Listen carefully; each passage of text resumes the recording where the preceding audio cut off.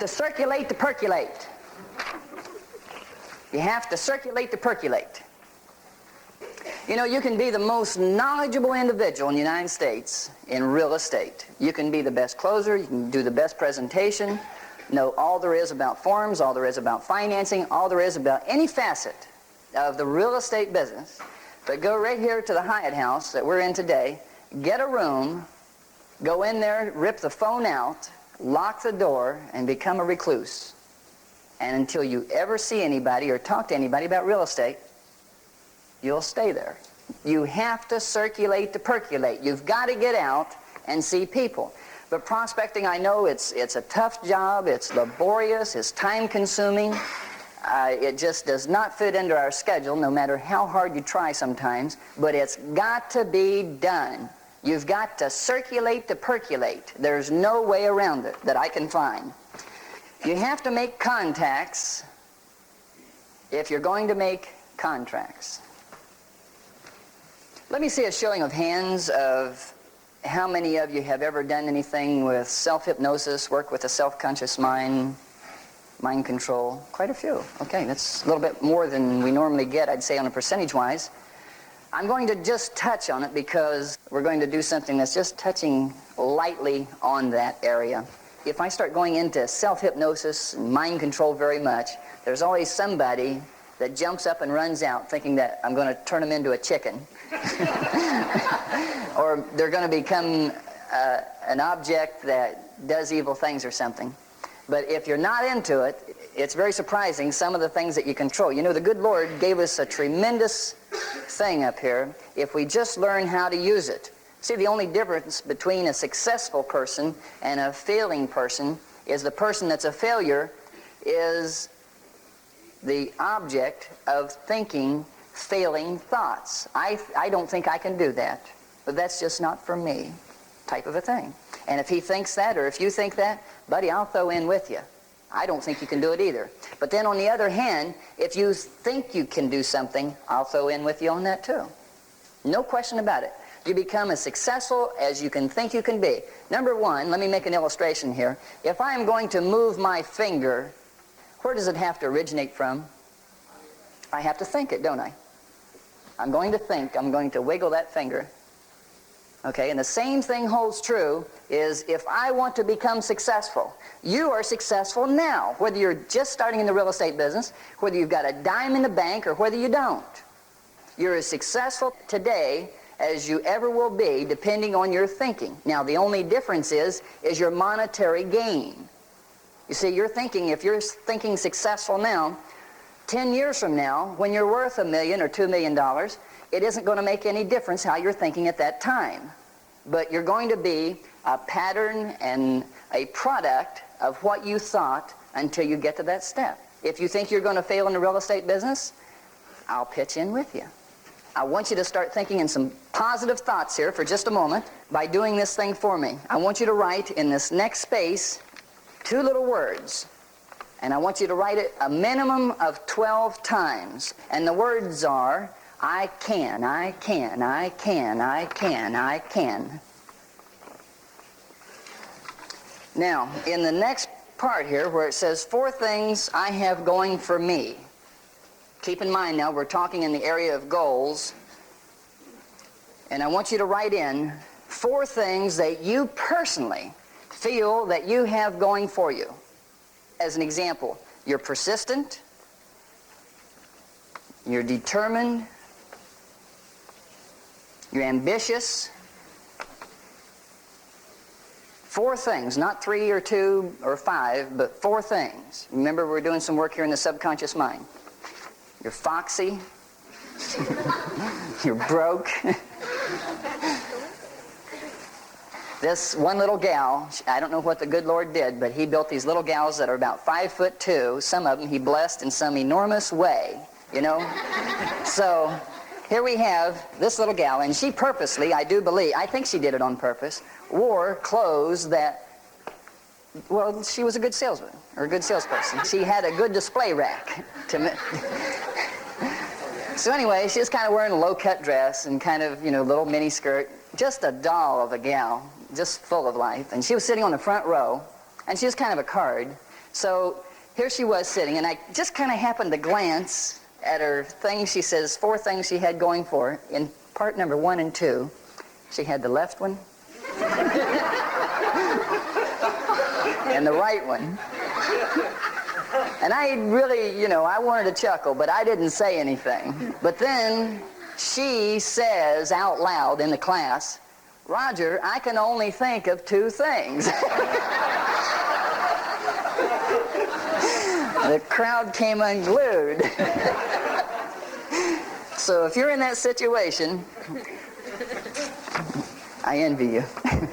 I want you to write today's date with the year, and then I want you to project 1 year from now, the same date today, but 1 year from now, not to the end of December of this year, but 1 year from this date. And then I want you to write 3 of the major things you hope to accomplish within the next 1 year.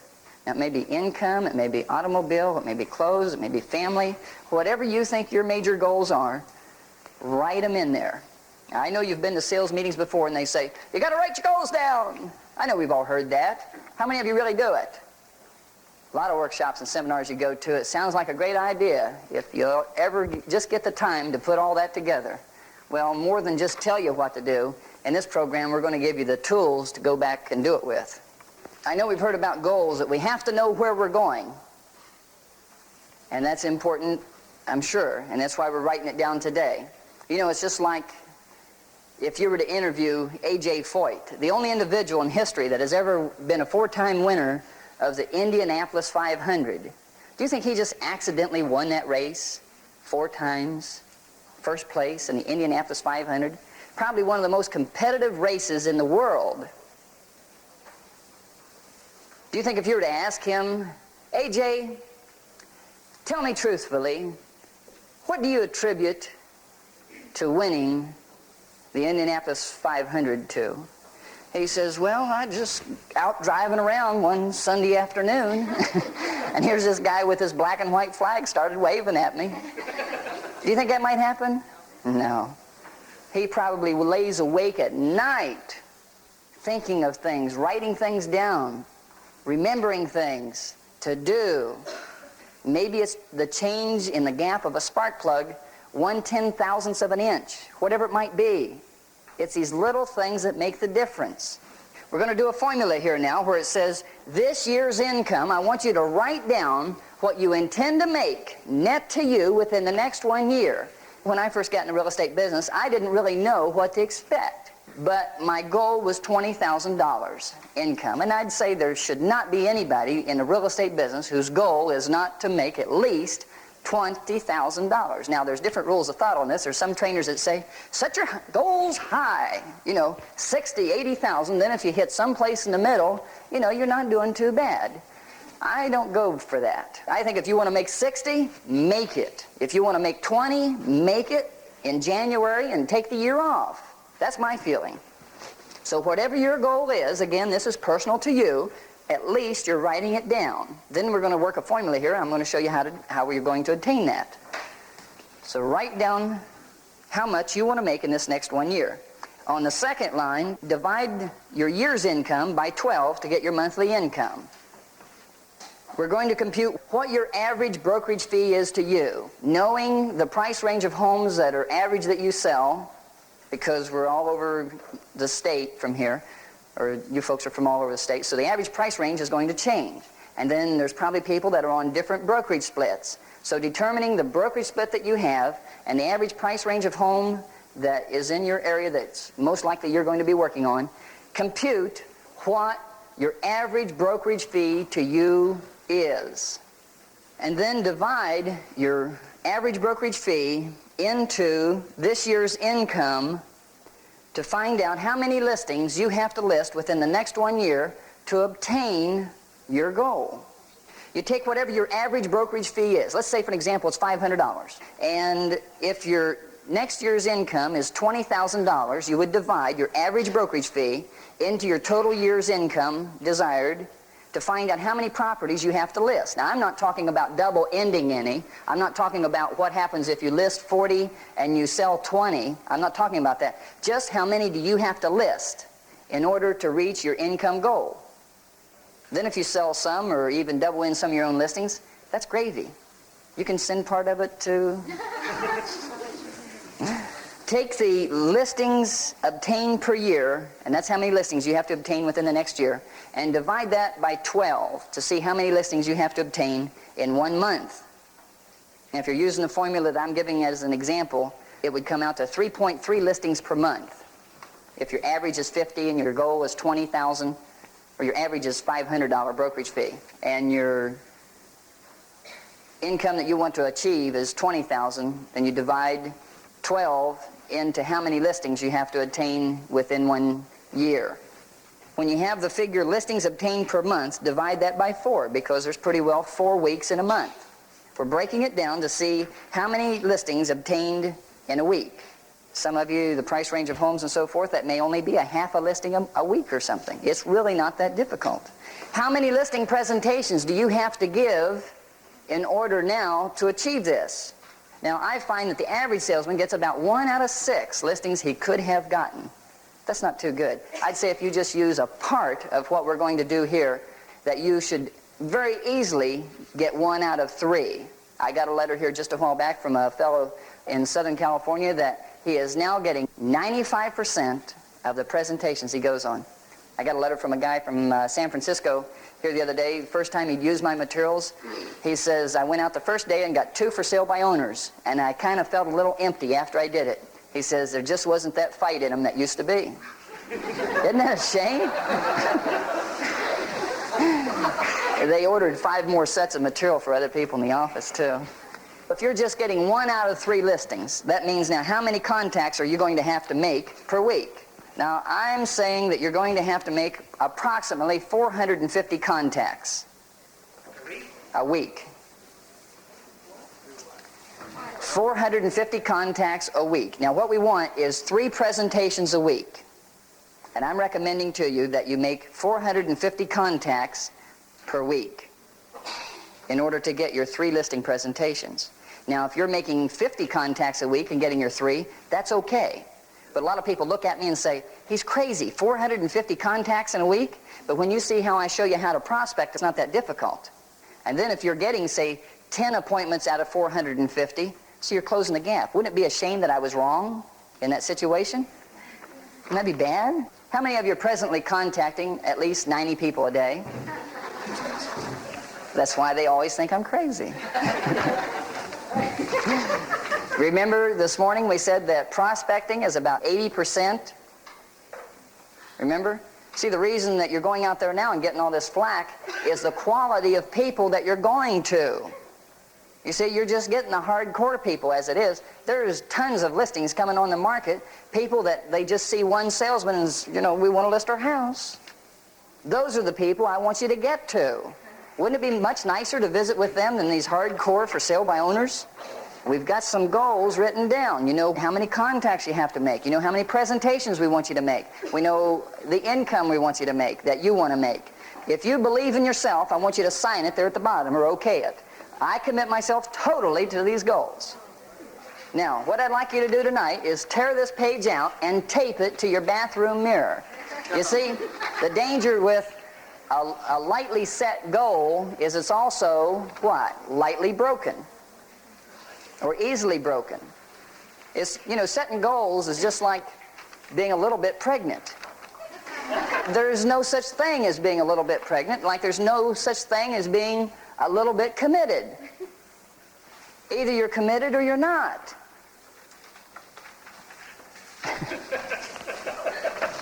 Lady up here checking the calendar.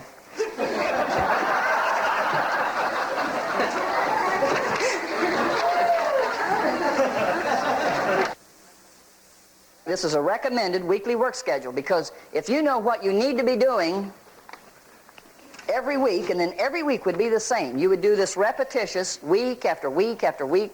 10 years from now, well, not 10 years, I can assure you that if you'll prospect like I show you on this sheet now for the next 2 years, Your third year, you will not have to knock doors, or any year after that. But if you'll start by doing this, you'll begin to get the referrals and so forth. If you're going to continue to build your income, don't think that you're going to permanently exist off of referrals, because one referral for one reason or another, or referral source, will move away, whatever it might be. You've got to continually be adding to that referral source. On Monday, you write expired listings at 8 o'clock in the morning. I want you to work on expired listings the first thing in the morning. See, the danger is most salespeople wait until 2, 3, or in the evening, whatever it might be, and then by then they've been contacted by another agent. There's something about the expired listing that the first person there is many times the one that they go with. Monday morning, after you've checked that, I want you to service listings. Then at 10 o'clock in the morning, we have our first appointment to knock doors, door to door. And I recommend to about 12 or 12:30. And the reason you knock doors of a morning I found best is, I'm sure the weather here is like it is in Sacramento sometimes. If you were to go out at, say, at 2 o'clock in the afternoon and try to knock doors in summertime, you'd melt. So you need to get out. I find it best for myself early in the morning when it's still, the temperature's not real bad yet. I'm going to put in here lunch, because if I don't, somebody will say, well, don't we take lunch? And yes, we do. You know, have an apple in the car or whatever, sandwich. Mondays, we want to work for sale by owners, because if their property did not sell over the weekend, how's their attitude and their motive at that time? It's probably a little bit better than it was Friday night when they had their ad coming out, didn't it? The big 2-line zingers. So we work for sale by owners down through maybe 3 o'clock. 4 o'clock, telephone canvas, through to about 6.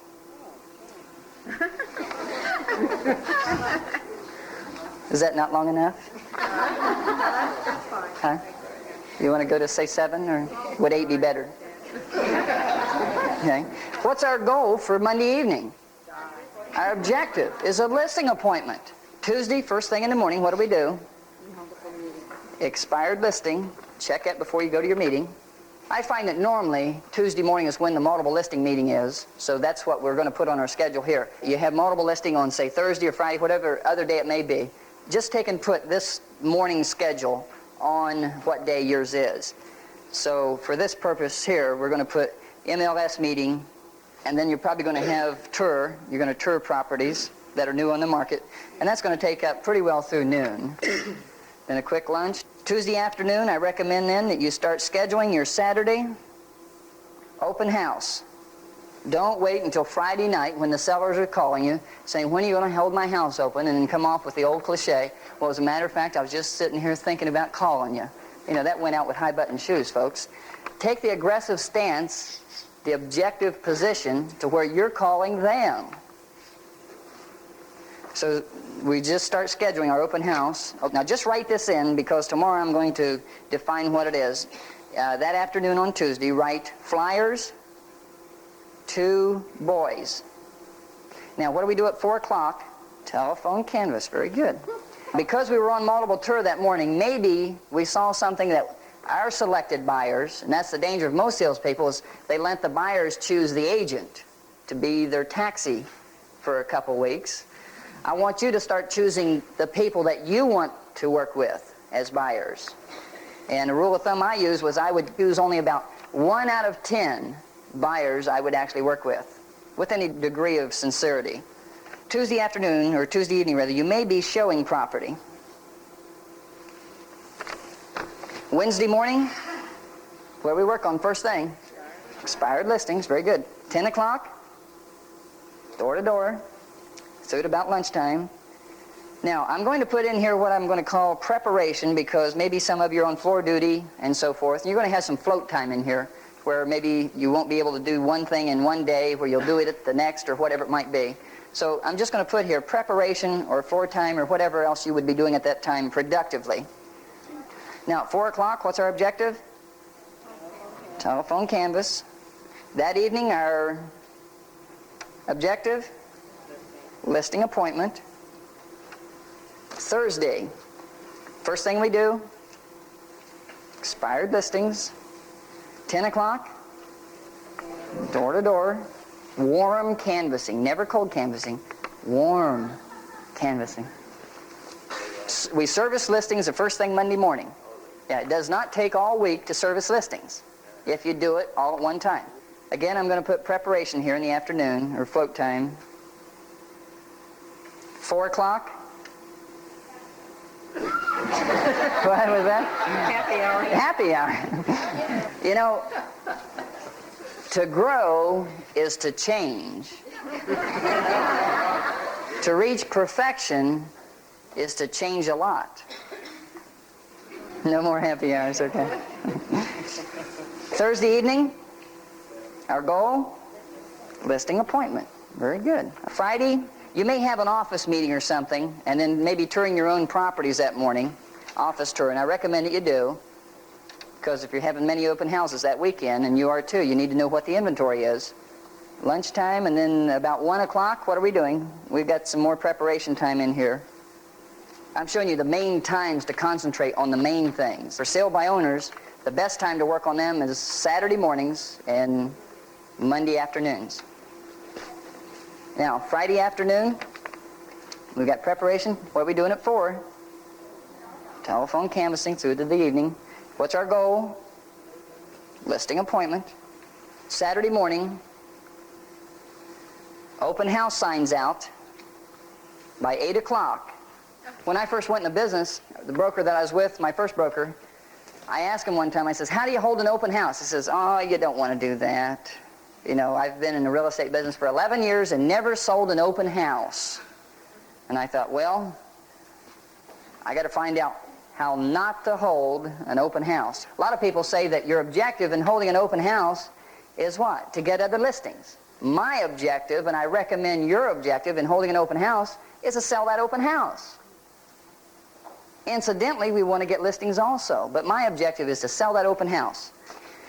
So, and consequently, if we're going to do that, and I was selling almost 40% of my open houses, we need to make sure that we're going to have the proper traffic to come through, and that's why we're setting this up like it is. Now, you put your open house signs out early in the morning on Saturday by 8 o'clock. That way, people driving to the grocery store, taking the kids here, going here, whatever it might be doing, they see the open house signs that are going to be out that morning. Let me tell you about the broker that I was with and how I observed their open house. So I says, well, next time you have an open house, I'd just like to come over and see what you're doing. She says, fine, this Saturday I'm holding one. Here's the address. I'll be there about 1 o'clock. I got there. Here she is out front, sitting in the car, reading a magazine, had 2 open house signs out, one on top of the car, one down at the corner. Now, about 4 main streets in. I don't even think there was an ad in the paper that day. They had the front door of the house open and the TV on. Now, this is how you do not hold an open house to be productive. On the open house, I recommend that you put out at least 10 open house signs. 10 open house signs. In this area, some of you can't. I would be getting a hot air balloon with Roger Butcher's open house, or passing out brochures at a supermarket or something like that. There would be a way that people would know about my open house. And then, after that, check the newspapers for sale by owners. And probably either that morning you're working for sale by owners, the new ones that just came on the market, or you may be showing property at that time if you've got a good buyer. On Tuesday, when you start setting up your open house, call the owner and schedule the open house with them. You know these signs that say open Saturday or open Sunday, 1 to 5, 1 to 4? Place one of those in the lawn on Tuesday, so that people that live in the neighborhood can see that there's going to be an open house there. Maybe somebody had just got transferred into an area, is working with a guy that lives in that area, and is looking for a home himself. That could be a lead for you. Or maybe the guy is going to be selling his own property and he sees, gee, this house here, the guy has his signs up early in the morning. He's got a sign up the Tuesday before for open house, and just 2 doors away his neighbor's got a house listed for sale, and they never see the guy. Does that stand a very good possibility? Sure it does. Let's talk about what we do that afternoon, maybe a quick lunch or an apple or something, and then open house from 1 o'clock to say 4 o'clock or 5 o'clock. And then you may show property after your open house if you had a good buyer come in. Now, what do we do Saturday night? We boogie! If you'll do this, if you'll prospect like this, if you'll adhere to a schedule like this, would you say that you'll get more good listing leads? Didn't we say that 80% of it is prospecting? See, the average salespeople just out there just trying to find out what, and they just stumble over. But if you'll do prospecting like this, you'll have the edge on everybody. You can wipe out your competition. And the name of it is in prospecting. One other thing I might mention is, now this is just kind of to the side. You didn't pay for this in the course, but I recommend also that you get a good book on foods, because probably a lot of stuff that you're eating, if you just knew what you were eating, you're destroying yourself. I recommend that you get a good book on nutrition and know how to feed your body properly. Now, I'm going to say something that I don't have any scientific basis for it, but I'll say one thing. Stay away from cottage cheese. It's got to be the most fattening food that there is, because in my observation, there ain't nobody but fat folks eat the stuff.